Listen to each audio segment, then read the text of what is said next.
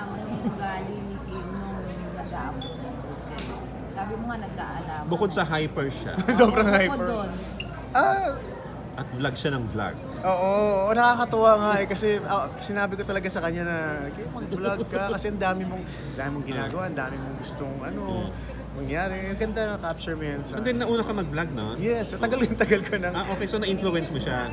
I mean, sinasabi ko sa kanya pero siya rin naman yun eh. Ngayon, mas OA na siya sa'yo. OA na lahat, mayat maya, hello everybody! Oo. Bawat kibot. Sanay na. So ano nga yun yung mga na-discover mo? I think sa sobrang hyper niya, dumating sa point na mabilis si Kim mataranta.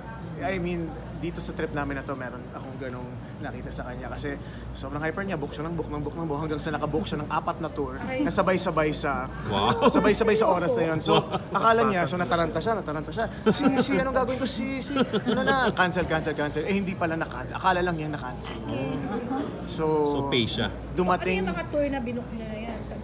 Sa Harbin, nung nasa Harbin na kami. So, apat na tour guides ang pumunta sa hotel. 4 na kotse. Wow! Sabi ko, okay. So, alin doon ang pinili niyo? Hindi. Binayaran namin. Kailangan bayaran. Sabi ko, Kim, sabi ko sa'yo, chill ka lang eh. Chill ka lang, huwag kang masyadong... Kailan niyo ba binook yun? As in doon? Nung New Year. Kaya... Kalma, dapat kalma lang, Kim. Kalma, medyo paspasan si Kim mag-try. Hindi niyo naman pinagawayan yun.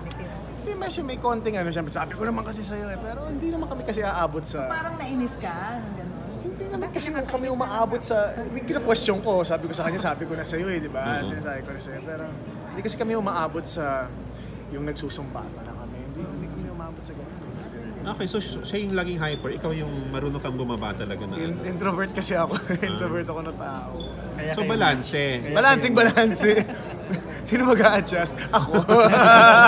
So, ikaw lang taga-adjust, siya hindi ma-adjust sa'yo. Ang mga introverts lagi nag-a-adjust. How is she as a girl? How is she as a girl? Si Kim.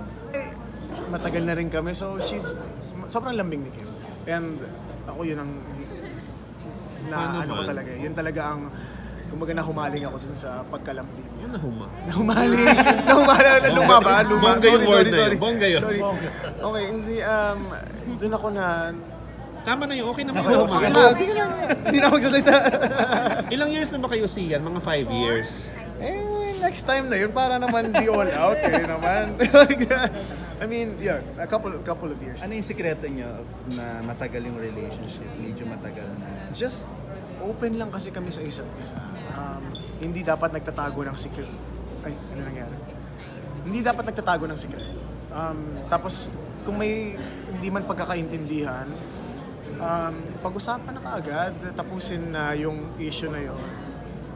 Ay, wag nang maghintay pa kasi sometimes doon nasisira ang isang relationship eh, yung parang gusto away, aso't pusa, na gusto nilang maramdaman yung aso't pusa. Huwag na dapat. Hindi niyo po ba napapag-usapan Sino ng siloso sa inyo?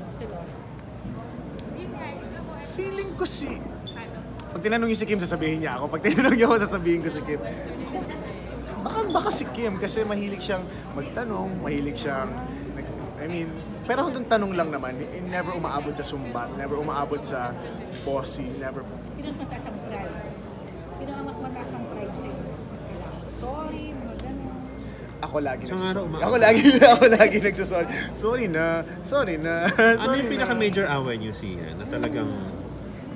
Major away. Oo. I think it's more of ang napag-aawayan kasi namin yung oras. Eh. Sometimes nakakalimutan namin na ang dami kasi namin ginagawa. So, dun lang talaga yung mga malalaking away na parang, ano na, kailan tayo magkikita? Hanggang ngayon wala pa rin yung mga ganon. So, yun ang pinaka... Speaking of time kasi yan, bakit mo ba sinasabay-sabay niya yung Ganap sa buhay ganap mo. sa buhay mo? Mamadali. Director. Hindi ko naman siya consciously nasabi ko, pagsasabayin ko ngayong taon na to. Hindi. It sort of just happened. Yung mga opportunities, bumukas lang po talaga siya. And yun yung basketball, pagiging isang basketball player, nakakatuwa na nabigyan ako ng pagkakataon, na directing, nagbigyan din po ako ng pagkakataon, may mga tao nagtiwala. So yun po,